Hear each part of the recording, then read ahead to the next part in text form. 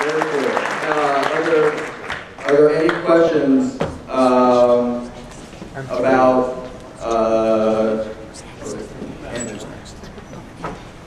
are there any questions about the peak? Amal? What's the best deal available? Is that your question? Good question. What carrier do you use to send all these emails? Like, are you like third party with Verizon, T-Mobile? Yeah, it's a cellular device that runs on GPRS, so anywhere you turn it on, it just starts working. Wi-Fi kind of lets you down in life, and so we figured we didn't want to rely on that. What attachments does it handle? JPEGs, and in the next couple of weeks, Word documents, PDFs, and Excel spreadsheets. But mainly pictures. I mean, that's what people get the most out of consumers. And you can get 2 for the price of 1 on Amazon tonight. Yes, at the back.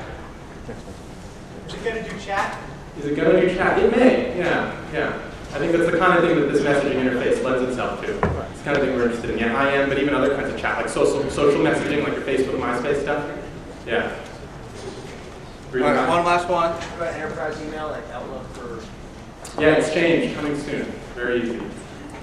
All right, that's it. Great. Thanks a lot. Keep going. All right. Last one had a nice little story arc. This gets a little jumbled up, so I wanted to put these guys next to Amal because of their exciting new partnership contest. Andrew, many of you may know, he's going to be showing something that you probably haven't seen on a consumer-facing side, which is the API called Xtify, which is tying together these sorts of mobile and social applications. So without further ado, Andrew with Xtify. Thank you. I want to paint a picture for all of you about where we go in the next couple of years. Everything will go mobile. Every service you're familiar with will retool, will refashion itself, and will offer some location component.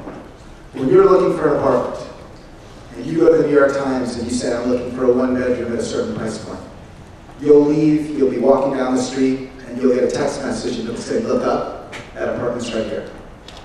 The coupon that annoys the hell out of you, the spam that you receive over and over again, instead of you getting a J. Crew email at the most inopportune time, you'll be walking by a J. Crew, and you'll get a coupon right to your phone.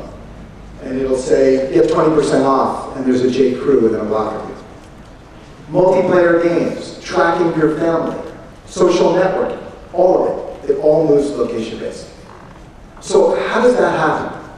For those of you who have an iPhone, you're beginning to see applications, I think there's as many as 250 now, downloads that are location-based. But this explosion, this revolution takes place when everyone can build location by just retooling their websites, by just extending what they do via email or via SMS. And that means that somehow everyone's got to be able to grab location out of a cloud.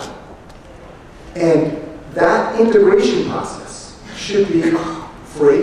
You should be able to grab location of your users for free. There shouldn't be permissioning of carriers. And the integration shouldn't take weeks. You shouldn't have to write markup language for a downloadable. It should take hours. And that's Xtify. What we've done is we've built an infrastructure to allow anybody to incorporate location on a persistent basis, 24 hours a day, to grab someone's location. They have to permission it, but to grab their location and then to reflect it either on someone's website, either via SNS, or via email. So let me be very specific about how that works. We have a tiny downloadable client, and that's called Xtify. Anybody will freely distribute that client to anyone. So I'm going to show you 2 examples of that. One is we have a sister company called Meet Moi, which offers location-based mobile dating. So when you come to Meet Moi, you register, and it asks you to share your location.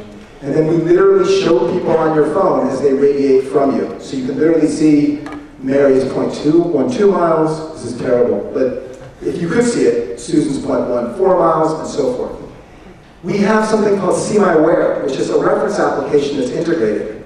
So, Gil, if you pull up the computer, what you're going to see here is I literally share my location. And so do all the people that work with me at Xtify. So if you go to seemywhere.com, And you could literally type in Jeremy here, or Gil, or Andrew, and Jeremy's already been typed in here to save time, but you literally can track us in real time. And that integration experience, which you'll see, there are other companies that have that, right? You can see other social networks, location-based social networks. But what's really special about this location-based social network is that any of you can do it. Any of you, if you want to reflect where your users are, you literally go to Xtify and you register as a developer. You literally put up a link to share, literally the interface on your website is share my location. A user shares the location. A user can choose the time at which they want to share the location, the granularity of sharing the location. They can choose to stop sharing the location. But a user literally chooses to share a location. And then from an integration perspective, you put a map on your site, or if what your service is about is text messaging someone or emailing someone when they approximate a location, you can do that as well. And all of that's made possible by this infrastructure of Xtify, which consists of the components I told you. It grabs GPS, cell ID, and MAC address off the handset. So we're going to be afterwards in the corner there, but we'd be more than happy to speak to anyone individually.